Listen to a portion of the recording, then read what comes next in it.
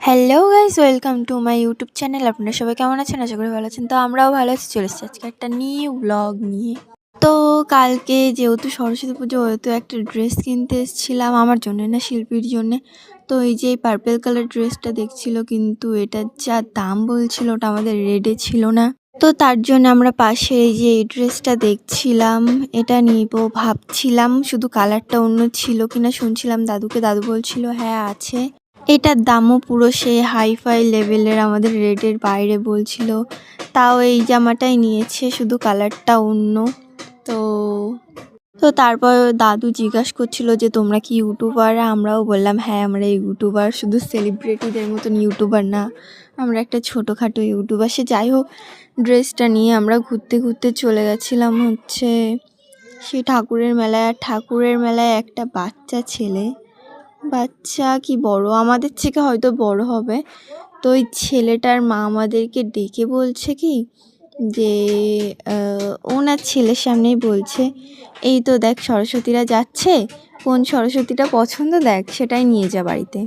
সে যাই হোক, ওই জায়গায় আর কি ফাজলামি মারতে মারতে মেলার ভেতর থেকে আমরা চলে গেছিলাম বাইরে, কারণ ওখানটা আর বেশি দাঁড়ানো যেত না।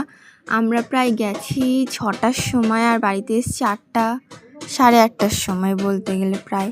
তারপরে সে যাই হোক, এই দাদুর সাথেও বগর বগর করছিলাম হালকা একটু, দোকানে গিয়ে ভাওটাও খাচ্ছিলাম। যে সময় বললো তোমরা কি ইউটিউবার, তোমাদেরকে দেখেছি আমি।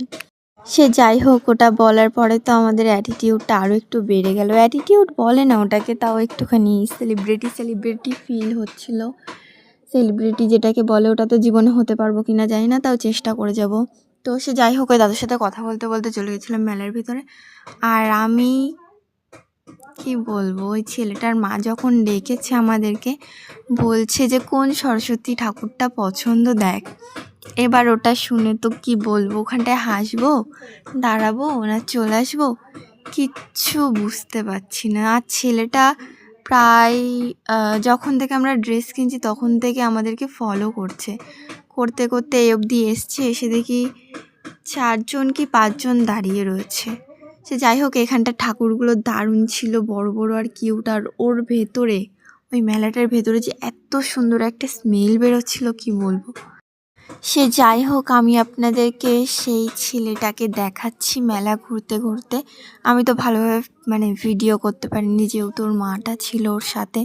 আমি তোমাদেরকে ভিডিওর মাঝখানে একটুখানি হালকা একটুখানি দেখাতে পারবো, কারণ আমি ভালো করে বেশি একটা ভিডিও করতে পারিনি, কারণ ও যেহেতু ওর ফ্যামিলির সাথে ছিল, ওর জন্য আমরা ঠাকুরটা দেখছিলাম। দেখতে দেখতে ঘুরতে ঘুরতে এই যে